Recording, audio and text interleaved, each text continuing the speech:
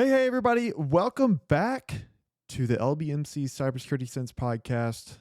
I know you all been waiting for this. It's been a long, gruesome 12 months, but we have now hit requirement 12. This episode, we're going to be covering requirement 12 of PCI. We have our two guests on here, Kyle Hinterberg and Andy Kerr, as per usual, the topic subject experts. That's kind of wordy in this space. Gentlemen, how are y'all doing today? Doing pretty good. Excellent. Good. All right. So, I guess in good old fashion, just like every time possible, we're going to hit the news. I'm making this like super cinematic for no reason, super dramatic for no reason. But, the news is always interesting. We can always stay up to date on new stuff. So, Kyle, what do we have going for us this month? Well, really, I think the news for Andy and I and all the QSAs and all the merchants and service providers of the world is that we're all just really knee deep in 4.0. And outside of that, there hasn't been a lot. It's just everyone trying to wrap their heads around it. I feel like even though everyone tried to prepare and get ready for it, it's still a big change for a lot of organizations. And, so I'm sure Andy's in the same boat. I know right now with all my clients, it's just working through 4.0 across the board. Absolutely. Yeah. One headache after another.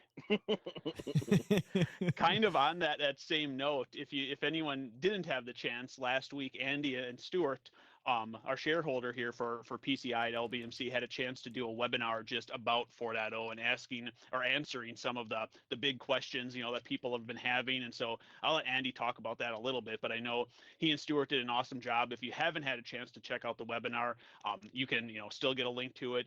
Reach out to us if you haven't seen it or don't know where to get it. We can put you in touch and get you so you can see it. Yeah, and it was really, it's really quite interesting.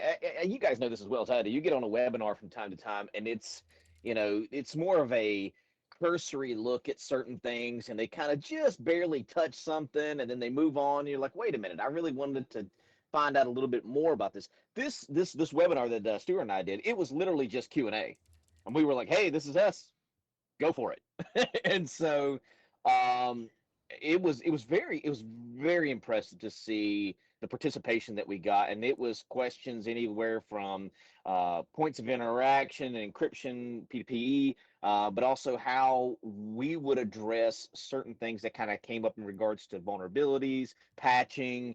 It was good stuff. It was really, really great. It was just straight questions for an hour, one by one, and we were able to get through all those questions. Wow. It was just absolutely great stuff to be able to help where we could. And so it kind of on that same vein, Kyle and I have been talking about, hey, so once we hit requirement 12, what are we going to do at that point? And I think this kind of goes hand in hand, being able to hear those specific questions.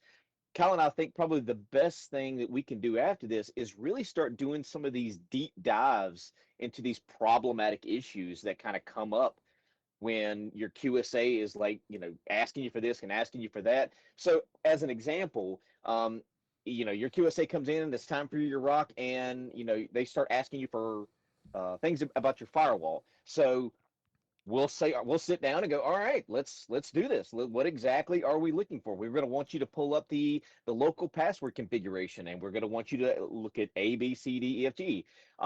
Okay, in regards to the local passwords, we're also going to want to see, hey, are any of these infrastructure devices or network security controls, are they linked back to LDAP or Active Directory? And if so, okay, what's the connection there? Is that a secure protocol? So kind of really covering these items in a deeper dive and what your QSA should be asking for.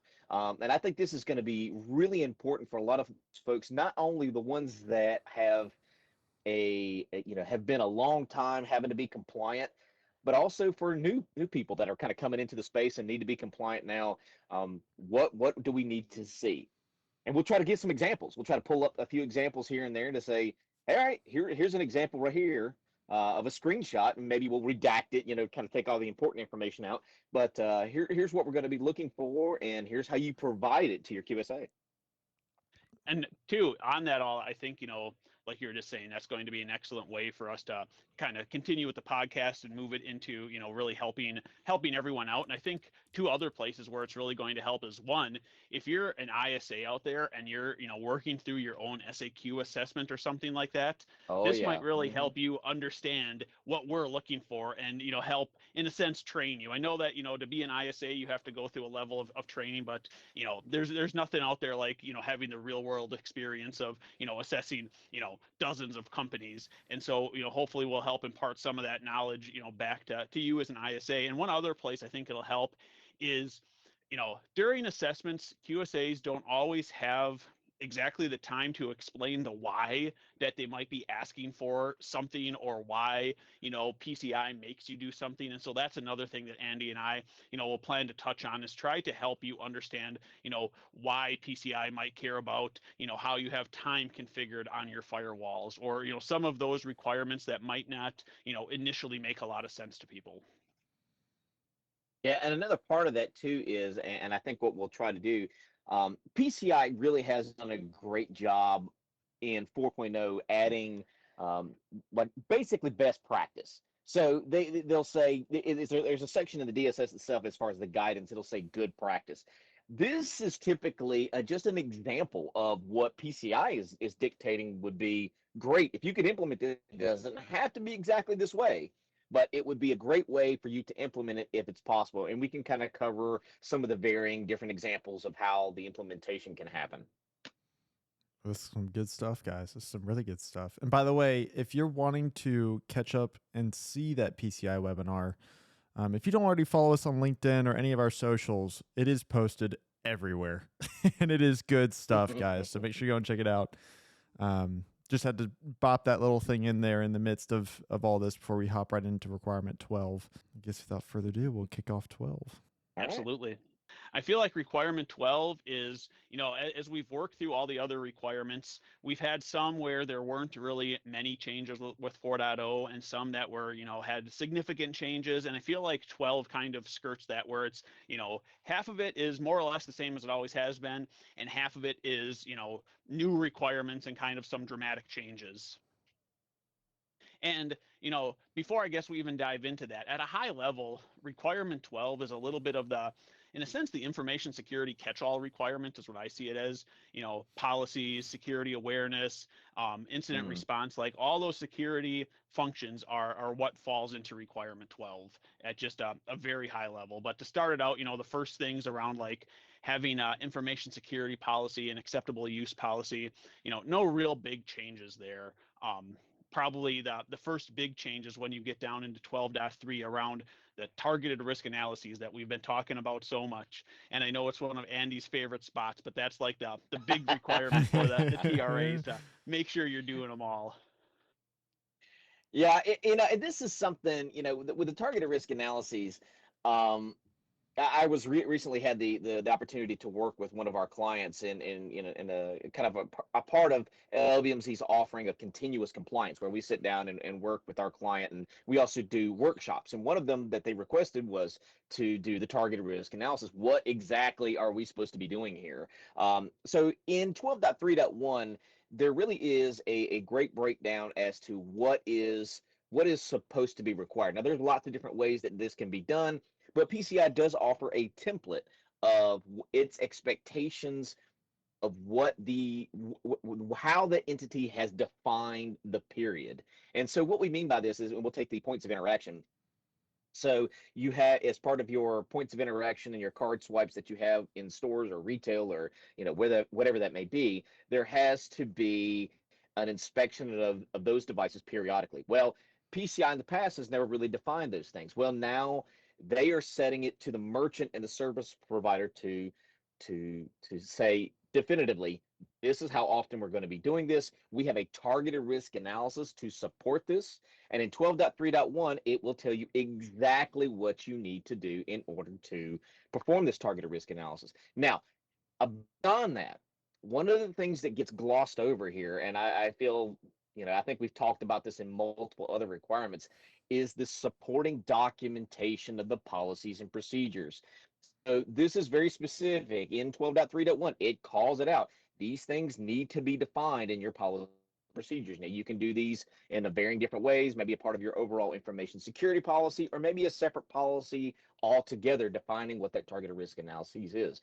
But this is key. PCI has really focused in on documenting what you say you're doing.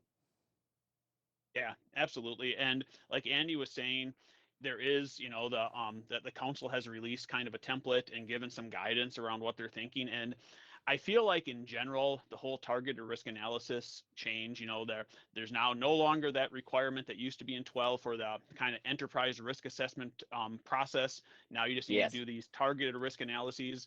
And I think that change, more than anything else in 4.0, has kind of scared people in thinking like they don't understand it. It's like this new concept, but at the same time, it's really kind of simple, for the most part. And Andy, I would guess that you would agree with this. 90% of what you're doing in TRA is just documenting what you probably are already doing. It's not really, Right. rethinking the wheel. It's not doing anything too crazy. It's really just putting down on paper, what your process is already, defined. Like Andy was saying with POI devices, there's already requirements out there for you to do regular inspections. It's just not, hard defined right now that previously that you had to document how often you're doing that. Now you just need to document that in this, template and say, hey, we're looking at them daily, weekly, monthly, whatever it is, document it, and then let you and your QSA determine if that's, adequate, is really the goal here of the TRAs. One of the key things that Kyle just mentioned there is absolutely PCI is not asking for your overall risk assessment anymore. However, in the targeted risk analysis, there is a bullet point, and it's in the template as well. It talks about the how you set your time frame for these periodic things throughout the rock, and it's basically saying what is your justification for how you set this. What as far as the likelihood of the threat being realized. That may take the form of doing a risk assessment. You, as an entity, may say, all right, well, we need to do some sort of analyses to say why we have set it for 6 months. Why have we set it for a year? Now, PCI does offer some, hey, we think for this particular requirement that you're going to set it at this. Now, and you can absolutely reference the DSS. Per PCI DSS recommendations, we've set it for, a quarter or every 6 months or whatever that may be. But if you decide to go with something else, you just to Kyle's point, you just need to be able to document what that was. Is it some sort of best practice that you ran across, or NIST, or something that says why you feel that this time frame is appropriate for this control. And one other thing, just as a reminder, is the other part of 12.3 with the targeted risk analyses is you also need to be doing them if you happen to do any of the new customized approaches. If you choose to make your own control and look at the objective for a given requirement, design your own control, you need to do a targeted risk analysis for that new custom control. Again, like we've talked about in the past, the general recommendation is not to worry about customized approaches. Follow the defined approach unless you really have a reason to look at making a custom approach. If you have some, really awesome new tool that's doing something in a new and better way, it might make sense, but generally, probably not something most organizations need to worry about. Absolutely. A couple other So things that are in 12.3, just quick, I was going to say is that that's also where some of the new requirements are for doing like yes, inventories of your systems. right. I know the few is like cryptographic cipher suites. That's something I know we run into a lot where, someone's using the same cipher suite for the last 10 years and there's been vulnerabilities identified in it, but they just never go back and, review those and make sure that they're updating as needed. And so that's where, that's now a requirement to look at those, keep track in an inventory. And on the same thing, hardware and software inventories, it's kind of crazy considering how important asset management is for any type of security or compliance framework, that there really hasn't been like a hard requirement to maintain that in PCI previously, but now it's there and it totally makes sense. Yeah, absolutely. And I would say that this kind of goes hand in hand, I feel, to a degree with the scope review. So as of right now, as of this year with 4.0, merchants and service providers are supposed to be doing a formalized review of their scope. and it's talking about data flow diagrams, network diagrams, inventory, so forth. Now, the hardware, software, and the Cypress suites, me personally, I feel that should be a part of your overall scope. But again, this is not a hard and fast until 2025. But in this feels like this is a piece of a larger review of your scope. But PCI, the way they've kind of dictated it in 12.3.3 and 12.3.4 is there is some very specific bullet points that have to be done as a part of your overall hardware and software review every 12 months, as well as the Cypress suites. Absolutely. And I would say a good thing to note on, as far as the scope review, Andy was just, mentioning there, I really think with 4.0, that's like the critical new requirement. It's really the most important, Yes. and it's the one that you need to be doing right away. You still have a little bit of runway for some of the other brand new requirements that aren't required until next year. And so if you're going to focus on one change, focus on the scope reviews, get a good understanding of your scope, because that's going to set you up for, winning across the board as far as all of the rest of PCI goes. And I know something that we've had numerous clients, ask us about is, what do we need to have to demonstrate that we have done a scoping exercise? What are you as a QSA going to look at? And from the PCI Council's perspective, kind of if you're looking at the documentation, the minimum set of evidence, in a sense, is going to be that we see diagrams, network diagrams, data flow diagrams, and all the associated documentation around that. We see that it's been updated. You've reviewed it, and you can basically articulate what's going on in all of that. If we ask you, where data is being stored, you have all of that, well documented and understood. But ideally, a strong recommendation would be to get some type of a recurring ticket. If you're using, something like a Jira or whatever it might be, get a recurring ticket that every, 12 months for merchants, or every 6 months for service providers, it's hitting you up and saying, hey, it's time to do the scope review. Review all those documents, update that ticket to say if there was any changes. And that way, when your QSA approaches you for your scope documentation, you can simply pull that ticket, give it to them, say, here's when we did it, here's who was involved, here's what updates were made. Keep it all in one place like that. I think that's really going to save a lot of time and hassle.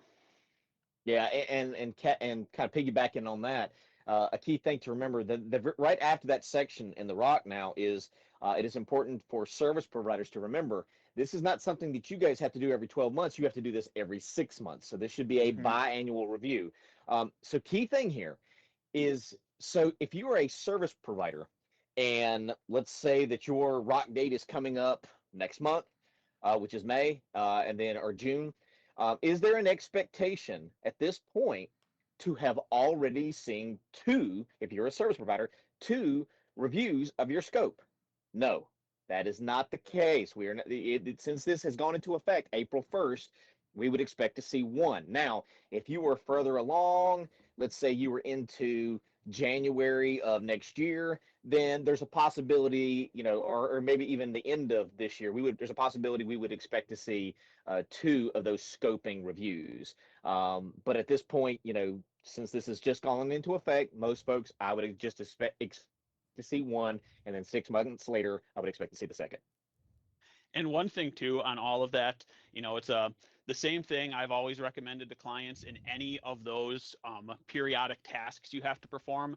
My recommendation is to do it a little bit more often than PCI absolutely requires. That's where, like, when it comes to vulnerability scans, you need to do them quarterly, so you should be doing them at least monthly. That way, if you miss one, you're still covered. And so my recommendations would be merchants should do, at least 2 scoping sessions a year. That way they're covered. If you miss one, if one, you have an incident happen, or, pretty soon you hit, like the holiday freeze period or something that prevents you from doing it appropriately, you have one to fall back on. That would be what I would recommend. And the same thing for service providers, do it quarterly. And the nice thing is with this process, the more often you do it, the easier it should be. If you're doing this quarterly, it might, be a very minimal task that doesn't really take a lot of time. Hey, have we had any changes in the last, quarter? No, we haven't. Are these diagrams all still good? Yeah, they are.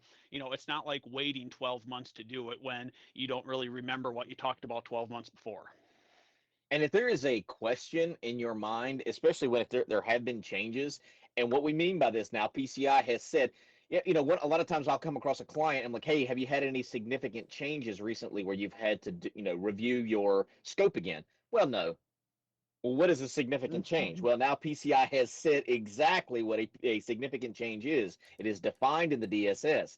So if you are making changes to your environment, and hey, we're doing this, we're taking this down, we're putting this up or whatever, review the DSS, check and make sure. It may require you to go ahead and do another scope review as in 12.5.3. And again, this is for service providers. So just make sure that you are aware of what constitutes a significant change. Absolutely. I think that's one of my favorite changes to some degree, or at least clarifications in 4.0, because I can't tell you how many times I've asked a client, have you had any significant changes? And it's like, no, we didn't do No, any of not at those. all. And then pretty soon it's like, hey, we changed from Palo Alto to Cisco. Was that a significant change? It's like, yeah, that was significant, Like, I don't know And, about that. and one thing too is, I feel like a lot of people are just afraid of that word significant. It's really Yeah. just, if you read through the requirements that you need to, potentially do something on a significant change, it's mostly things like, hey, if you stand up a new server, you should hit it with a vulnerability scan before it goes into production. Those are the types of things that's really looking for. Yeah, absolutely. So switching gears just a little bit, I know me and Kyle are sitting there beating scoping in, but it's because it's important.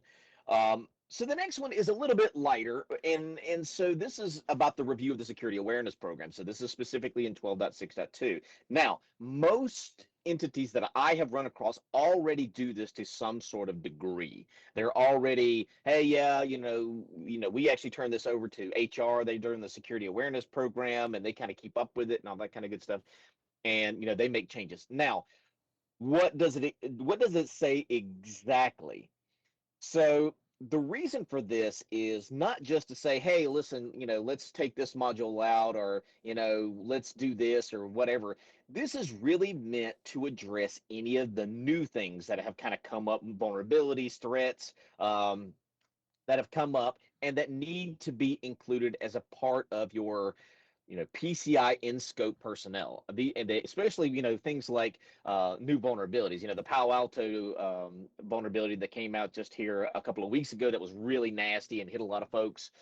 These are the types of things that need to be addressed. To again, it can be a little bit higher level. It doesn't have to be as specific, but they do need to be able to kind of tie that in with some of the new vulnerabilities and threats that are coming out there. So this is the reason this is in here. That every 12 months there should be a security awareness program review. One thing I would say too with security awareness is that obviously you need to do all the bullets that are, being asked for in the DSS, and, you might have other standards, requirements, frameworks that you're trying to meet, and, a lot of them ask for security awareness. But, to get a little bit on my soapbox, my recommendation would be to not focus so much on the awareness as focusing on building security culture. That's really the goal of these awareness requirements, is to help you promote a security culture. And so that's what you should have, making sure people understand why they're doing what they're doing and why they can't do what they can't do. And, having good dialogue between security and the rest of the organization. That's really what should be your ultimate goal when it comes to security awareness, not just checking boxes for PCI. Obviously, you need to do that, but your primary goal when it comes to security awareness should be using that as a tool to facilitate building a good security culture. And just like what Kyle was mentioning earlier, the review of the security awareness needs to be documented. So again, in 12.6.2 specifically, there's a section, and I'm just going to read it word for word. Evidence of reviews examined for this testing procedure. Prove to me that you have reviewed it. Again, maybe that's a change ticket, whatever that may be, or Jira or something that hey, at this time we, reviewed our security awareness program and these are the changes we made. There needs to be evidence of that review. And a couple minor things that were added in the requirements for security awareness is historically PCI has really just said it should be, kind of focused on basically PCI type things, credit card security. But they've now added bullets that it should also teach people about social engineering and how to protect themselves from phishing attacks, which, I would guess every organization out there is already trying to do those things. But if you aren't, now there's a requirement that says, hey, make sure that your security awareness training includes, information about phishing and social engineering and how, individuals can protect themselves in your organization. Absolutely. And one of the things that I have seen made a part, and this is going to be a new requirement as well in 2025, but I've seen the implementation of the security awareness program, the acceptance of the policies and procedures. So if you needed to have a specific policy procedure, accepted by that particular employee, then they can have like a check mark or something. Hey, here's the policy. You have to click on it first. You click on it, and then there's maybe a box to hit. You have to scroll all the way down to the bottom. Now, if you read it or not, which is what you should be doing, then there's a check marks at the bottom, basically signing off to say that you have done that. Now, for 2025, they've added in the end user technologies in a quarter. So again, this is 12.6.3.2. So there's a section there that says the security awareness training includes awareness about acceptable use of end user technology. So this is normally your acceptable use policy. Most people have it, but there should be something that you have to be able to show as part of your overall security awareness that that person that's going through it accepts that they understand the acceptable use policy. Jumping down probably a little bit, one requirement which actually didn't really have any changes is 12.8, and that's one of the few that I feel like actually stayed the same number. 12.8 was and still is the management of service providers, but a new requirement that I really like is 12.9, and basically it's the inverse of 12.8, where 12.8, it says that you as an organization need to, collect from your service providers, some level of documentation to show that they're accountable and, capable of, handling the portions of your compliance that they're contracted to do. So that's where you get their attestations of compliance. You get their responsibility documentation. All of that's required in 12.8. But a lot of times, and it's really frustrating to me when I'm helping my clients, a lot of times service providers, it's like pulling teeth to get them to give their customers AOCs and responsibility documentation. And so now there's requirement 12.9.1 and 12.9.2 that says that if you are a service provider, you need to help your customers facilitate their own compliance, and you need as such, to provide them evidence of your attestations, your attestations of compliance or whatever that might be. And you also need to provide them responsibility documentation, which could be like a responsibility matrix or, just really something that says, as far as what services you're providing to them go, what are you responsible for? What are they responsible for? And if you don't do that now, you are literally not compliant. You have to do that to be compliant with 12.9. Yeah, and this is one that I'm with you, Kyle. I run into this problem all the time. It's like, to your point, like pulling teeth.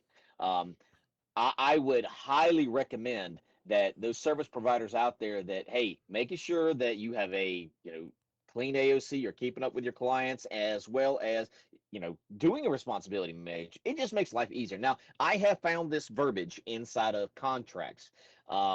Which is fine. It is saying, hey, who's responsible for what? But having a matrix in the council puts out a nice template for this. It's out there on the document library for PCI. It's the third-party service provider guidance. At the very bottom of the guidance, it has a template for what a responsibility matrix for PCI should look like. So it's out there, and I highly suggest the third-party service providers use that to kind of help say, hey, you're responsible for this. If something goes wrong, this is not on me. And if anyone just a good example I use a lot if anyone is wondering what this type of, communication should look like, one of my favorite examples, just because it's, more or less publicly available, is AWS. You can go out there and get their attestation. It's not that big of a deal to grab it. They make it not 100% publicly available, but as long as you have an account with them, you can go download that and see it. And then also their responsibility documentation, they have that all laid out. And so they to me, are a good example of what organizations should be doing to help their customers make sure their customers can prove their own compliance. After that, there's not too many other big changes. The last requirement, 1210, is really around incident response. And one change there is just, you have to have a process to train your incident response personnel. Some people might call it like an incident commander, but, just the individuals who, might be on call to deal with an incident. There's always been a requirement to have them go through some form of training. Now, along with everything else we've been talking about, you need to have a targeted risk analysis to determine how often they should receive training. Is it annual, is it every 6 months, is it quarterly? Again, have that TRA, document how often you think it's necessary for them to be trained. And a couple other changes in requirement 12. One is, if you remember last episode when we were talking about requirement 1161, that had to deal with change and tamper detections for your web pages. If your contents of your web page change, or if the headers of your website change, you have to have some way, content security policies, tools that monitor your website, etc., something to identify that. You now need to make sure your incident response plan can incorporate that into it, where, if whatever tool, whatever process you have doing that monitoring, if it flags something, that should potentially be an input to trigger an incident and to deal, follow through your incident response plan as applicable. And then really go ahead. Go ahead. I was going to say, and on that same vein, the very last requirement, the very last one is 12.10.7. So I'm glad they added this in there, and I'm glad it has its own requirement. There should be a incident response procedures if PAN is essentially detected or stored anywhere it's not expected to be. So I have run across this myself several times over my career. Hey, no, this is where we're processing and transmitting cardholder data. There's no storage of cardholder data in any way, shape, or form. And there was a change that was made 6 months ago, 8 months ago, something. And come to find out, we find a database full of PAN, or we find logs that are full of PAN, or and this has happened quite a bit with chargebacks. Chargebacks, the accounting department is actually downloading full reports with credit card, and then they have this big giant filing cabinet with nothing but credit card numbers on it that nobody knew that process was even in place. So if there is a situation where PAN is found anywhere it's not expected to be, there should be a incident response procedure to cover that. And this is all in 4 different bullet points for 12.10.7.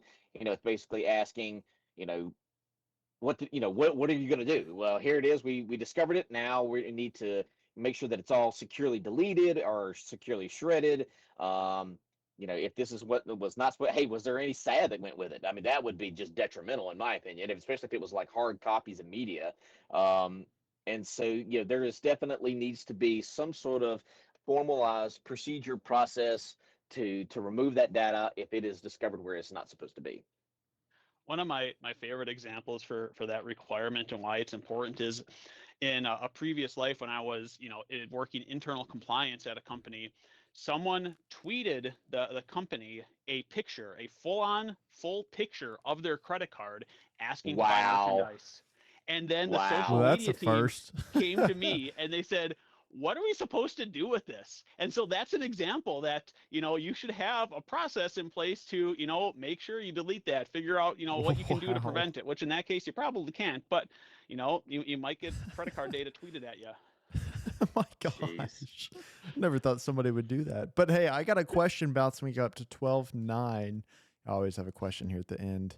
But as it pertains to essentially the service providers, what can I do if one of my third-party service providers does not provide their attestation of compliance or their responsibility documentation for me? What can I do at my organization to kind of combat that? Because I'm sure that'll happen somewhere for some folks that listen to this. It happens all the time, and again, it should Yep. not happen at all, but it does. One thing that is technically an option that they better defined in 4.0 is there are out Visa and MasterCard both maintain their own listings of service providers. It does not list all service providers. It's something that a service provider can choose to do. It's kind of a bit of a hassle and a bunch of hoops for them to jump through, but they can get on these lists. And there is the option to potentially leverage those lists to show that the service provider is compliant, but that really only works if the service provider has a very specific offering, like if they're maybe a payment gateway and you're using them just for that purpose, and it's really easy to determine what their responsibilities are. That can be an option, not necessarily something I recommend. Other than that, um, my recommendation right now would be to start leveraging that new requirement 12.9 to say, hey, you're not compliant if you don't do this, and likely get your legal team involved to read through what you're contracted with them, because most PCI relevant service providers have some place in their contract. It'll say they're contracted to do PCI things for you, and your legal team might be able to help you expedite them actually doing what they say they are doing. Translation, legal pressure. We're going to drop you like a bad habit if you don't get into line. Everything changes once you get that letterhead. Everything changes. I was in that conversation. I sat in a conversation. I was invited to a meeting between the merchant and the service provider. Oh man! And it was a physical data center that were not doing certain things that they were contracted for. And I'm like, oh, okay, I'm just going to be here to facilitate. And our point of contact says, no, just sit tight. And he proceeds to tell them, you either have this to me in less than 30 days, or we're going to drop. And it was a multi-million-dollar contract. We are going to drop you like a bad habit. And I'm like, oh my word. I'm just sitting there like, should I say something here? And the guy's like, sir, we're going to have it taken care of. I mean, it's a good way to offer some initiative to get your third-party service providers to, I wouldn't quite use that verbiage, but hey, we're not going to be able to continue business together if we can't do this. That might be a little bit better. Take the light approach first, and then if it doesn't go well, then take the bad habit approach. No, don't use that verbiage. Wow. Sheesh, that must have been a fun conversation to listen to. Indeed. Wow. One thing too, just as a reminder, is there isn't a requirement to use validated service providers. You can absolutely use service providers that have not gone through their own PCI assessment, but if you choose to do so, then when your QSA comes in to do your assessment, whatever services that service provider provides to you will have to be included in your assessment. And so there's many times Andy and we end up reviewing MSSPs and talking to them about how they're handling passwords or whatever it might be that we need to confirm to make sure that our client is compliant. And so worst case scenario might be, if you can't get attestation documentation from a service provider, you might end up being on the hook for their compliance, and your QSA might have to effectively do an assessment for that service provider so that you can get your attestation. Well, ladies and gentlemen listening, thank you for staying tuned through all 12 requirements. And if you haven't heard any of the others, it's good to go back and listen to them, because these gentlemen are dropping some great information every single time. If you don't know much about PCI compliance, we now have the full requirement list up and ready for you to listen to, so you can kind of go through and learn about it at your own pace. Gentlemen, do we have any parting words today before we wrap this thing up? Because I know we're going to be hitting some new topics, not even new topics, but some practical topics going forward. Yeah. Some really good, useful information for folks. So do you all have any parting words today that you want to leave some people with? Yeah, definitely. Please stay tuned to the next our next set of podcasts. I think this is going to be really good for a lot of people out there. Absolutely. I think that one of those things is you're trying to get into the QSA's mindset, and I think it's important for what are these configurations you're looking for. All right, well, here it is. We're going to go. This is it. This is what we're looking for. We're looking for your NTP settings. Pull up a command line and show me your NTP servers that this server is pointing to. We're going to get into the specifics. So please stay tuned. I think it's going to be very important. And I would say, you, along with everyone else listening to this, is probably working through your first 4.0 assessment. And, if you are, remember there is an end in sight. If we can help you out, let us know. It's just an assessment. It's not the end of the world. So, don't freak out too hard. You'll make it through it. We've got you covered if you have any questions or anything. Thank you all for listening so much to this podcast. We really appreciate it. And we're looking forward to providing with you more information here coming soon. So I guess take care and have a great one, everybody.